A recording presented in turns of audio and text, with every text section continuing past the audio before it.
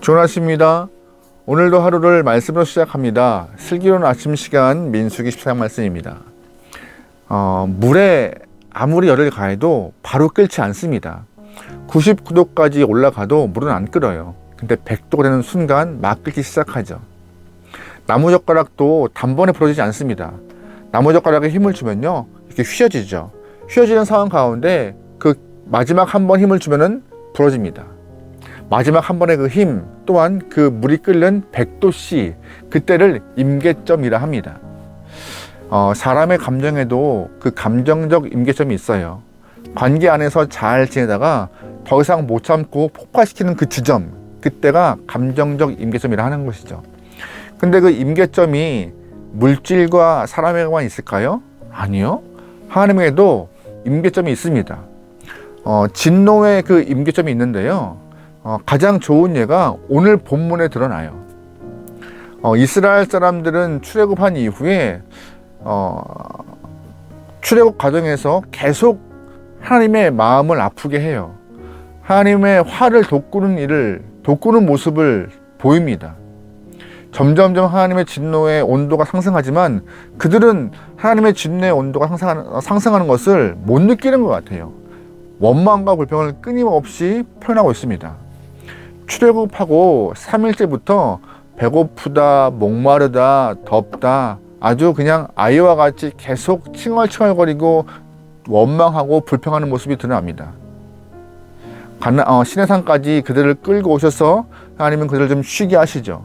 쉬는 과정 가운데 십계명도 주시고 율법 주시고 성막 주시면서 새롭게 무장할 수 있는 그들의 모습을 만드십니다. 그리고 다시금 새 힘 얻게 하시고 충분히 휴식을 취한 이후에 가나안 땅으로 향하십니다. 그래서 민수기 10장부터 광야를 지나 가나안으로 가는데 웬걸요, 시내산을 출발하여서 3일째 되는 순간부터 다시 한번 덥다, 배고프다, 고기가 먹고 싶다, 또 불평이 이만저만 아닙니다. 점점점 하나님의 진노가 올라가고 있어요. 진노의 온도가 상승하여서 아주 폭발 직전까지 가게 된 것이죠. 그런데 오늘 본문에서 그 진노의 임계점이 도달하여 폭발하는 모습이 드러납니다.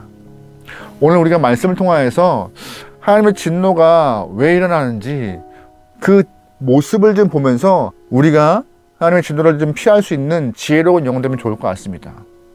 1절 말씀 보겠습니다. 온 회중이 소리를 높여 부르짖으며 백성이 밤새도록 통곡하였더라. 아멘. 이스라엘 사람들이 밤새 울고 있었대요. 그 이유가 뭘까요? 그 이유는요, 어제 사건과 연장선상에 있는 이야기입니다. 어제 가나안 바로 초입까지 와가지고 지파마다 한 명씩 뽑아서 정탐꾼을 들여보냅니다. 12명의 정탐꾼을 가나안 땅에 들여보내서 40일 동안 가나안 땅을 아주 샅샅이 훑고 왔습니다. 그런데 그들의 보고가 기대와는 사뭇 다랐던 것 같아요. 12명 중 10명의 정탐꾼들이 그 땅에 있는 아낙 사람들 너무나 크고 기골이 장대하다, 우리는 그들을 이길 수 없다, 가나안 땅에 못 들어간다라고 부정적인 보고를 하자 이스라엘 사람들이 절망하고 있는 상황이었고 밤새도록 그 이야기 때문에 통곡하고 울며 그들의 감정을 폭발시켰던 것입니다. 우리가 여기까지 어떻게 왔는데 하면서요. 4절 말씀이에요. 이에 서로 말하되 우리가 한 지간을 세우고 애굽으로 돌아가자 하매. 무슨 말까지 나와요? 모세를 리더 삼아서 여기까지 왔는데 이제 모세 필요 없다, 새로운 사람 세워서 다시금 돌아가자라고 말하고 있는 것이에요. 애굽으로 돌아가서 다시금 우리가 이전의 모습으로 복귀하고 싶다는 말을 하고 있는 것이 그들의 마음이었던 것입니다. 10절 말씀에 이런 표현이 있습니다. 온 회중이 그들을 돌로 치려 하는데 그때 여호와의 영광이 회막에서 이스라엘 모든 자손에게 나타나시니라. 아멘. 이스라엘 사람들 감정이 너무나 폭발하여서 모세와 아론을 돌로 죽일 만큼 아주 격하에 있는 상황입니다. 그때 하나님이 성막 중에 드러나서 그들에게 진노의 모습을 드러내십니다. 잘 보시면요, 오늘 이 과정 가운데 하나님의 진노가 드러나는 순간이 언제일까요? 이스라엘 사람들이 밤새 울었을 때요, 통곡하면서 내가 왜 여기에 있냐고, 나를 왜 이곳으로 끌고 왔냐고 밤새 통곡하면서 울분을 표현할 때 하나님의 진노가 폭발했을까요? 아니요. 언제요? 애굽으로 돌아가자는 말에 하나님은 터지신 것입니다. 더 이상 못 견디고 진노하신 것이에요. 그러면 왜 하나님은 애굽으로 돌아가자는 그 말에 진노하셨을까요? 단순한 것입니다. 답은 간단해요. 애굽은요, 하나님의 백성이 아닌 하나님을 알지 못했던 그 시절, 종되었던 그 시절, 자유를 얻지 못했던 그 시절, 생명을 잃어버렸던 그 시절로 돌아가자는 것입니다.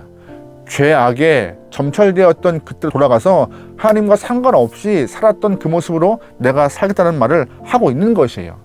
하나님이 그들을 어떻게 구원했는데 그것을 다 잊어버린 채 다시금 애굽으로 간다는 말을, 그 말에 하나님은 화가 나신 것입니다. 오늘 우리가 이 땅을 살아갈 때에 신앙생활의 회의감을 경험할 수 있어요. 또한 삶이 좀 괴로워서 원망스럽고 절망스러울 때가 있겠죠. 하지만 그때 우리가 애굽으로 돌아가자, 오늘 본문과 같이 이스라엘 사람과 같이 애굽으로 돌아가자, 하나님과 상관없을 때 내가 죄악 가운데 물들었을 때 그때로 돌아가자라고 하면은 하나님이 그때 잘했다, 좋은 생각이다, 돌아가라 라고 하실까요? 절대 그러지 않으십니다. 하나님은 칭찬하지 않으세요. 하나님은 우리가 애굽으로 돌아가자 할 때, 하나님과 상관없이 막 살려고 할 때 그때 화를 내시고 참지 않으시는 것입니다. 분명히 하나님은 참으시는 분이세요. 인내하시는 분이세요. 마지막까지 참으십니다. 그러나 육체의 향락을 즐기고 또한 죄된 곳으로 돌아가려고 할 때 하나님은 절대로 참으시지 않으시는 분이십니다. 어린 양을 희생하면서 문설주와 인방의 피를 발라 이스라엘 사람들을 구원하셨습니다. 또한 우리에게는 아들 예수를 보내시면서 그가 십자가에 죽으심으로 그의 보혈로 우리에게 생명을 주셨습니다. 그런데 다시금 죄 가운데 돌아가서 어린 양의 희생과 예수의 희생을 값없이 만들어버린다? 그 순간에 하나님은 화를 내시는 것이에요. 그렇다면 하나님이 더 이상 참지 않고 진노를 표현할 때 오늘 본문에서는 어떻게 행동하실까요? 29절 3절 말씀입니다. 너희 시체가 이 광야에 엎드려질 것이라. 너희 중에서 20세 이상으로 계수된 자, 곧 나를 원망하는 자 전부가 여분네 아들 갈렙과 눈의 아들 여호수아 외에는 내가 맹세하여 너희에게 살게 하리라 한 땅에 결단코 들어가지 못하리라. 아멘. 어떤 말이에요? 20세 이상 나를 원망한 자 모두가 다 광야에서 죽을 것이다 라고 선언하신 것입니다. 그리고 오늘 본문 우리가 읽었던 이야기는 안 나오지만 하나님은 이들을 40년 동안 광야에서 살게 허락하십니다. 원래 하나님의 계획은 이스라엘 사람들을 40년 동안 광야에 방치하시는 것이 아니었어요. 빨리 가나안 땅에 들어가서 살게 하는 것이 목적이었고 하나님의 뜻이었는데, 어제 이스라엘 사람들이 광야를 지나서 가나안 땅으로 정탐꾼을 보내면서 40일 동안 정탐하는 그 시간들을 기준 삼아서 하루를 1년으로 치고 40년 동안 광야 생활을 허락하게 하신 것입니다. 원망한 자, 하나님에게 불평한 자, 애굽으로 가겠다고 돌아간 자 모두를 다. 하나님의 진노는 이렇게 무서우리만큼 이스라엘 사람들에게 임하였습니다. 바로 목전에서, 가나안 땅 목전에서 하나님이 주겠다고 한 그 땅 앞에서 하나님을 거부하고 등지고 돌아서자 하나님도 그들에게 등을 돌리신 것입니다. 하나님은 우리를 죄 가운데서 용서하시고 우리를 건지시기 위하여서 그리스도를 십자가에 못 박고 그의 보혈로 우리를 구원하셨습니다. 그 구원의 은혜가 우리에게 임하여서 우리가 주님을 따르고 하나님의 아버지라 고백하는 것이죠. 그런데 그 희생과 주의 은혜를 뒤로한 채 주와 상관없이 살겠다 하는 순간 하나님은 못 견디시는 것이에요. 절대 참지 않으시는 것입니다. 광야 생활 쉽다고 말하는 것이 아닙니다. 어려웠을 것이에요. 이스라엘 사람들을 충분히 괴로웠을 것이에요. 하지만 하나님은 그들에게 그냥 괴로움을 견디라 하시지 않았습니다. 괴롭지만 함께 하시고 또한 더하시고 보태시고 동행하시면서 살 길을 또한 끝까지 가나안 앞까지 인도하신 분이 하나님이세요. 우리에게도 똑같으십니다. 우리에게도 하나님은 방치하시거나 모른 척 하시거나 너 알아서 와 하시는 분이 아니세요. 우리에게 힘 주시고 능 주시고 은혜 주시면서 동행하시고 끝까지 천국까지 동행하시는 분이 하나님이십니다. 그러기에 중간에 등을 돌리거나 우리가 포기하거나 낭망하지 않고 소망합니다.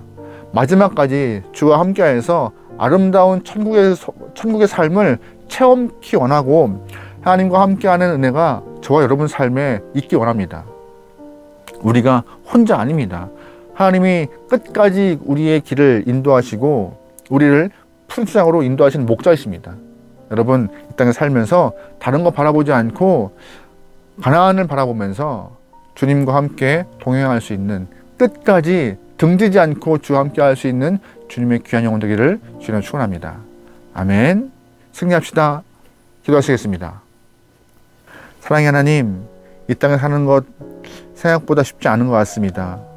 때로는 절망스럽고 원망스럽고 눈물 흘리고 괴로울 때 많지만 그럼에도 주님이 함께 하심에 살아갈 길과 소망이 있음을 믿습니다.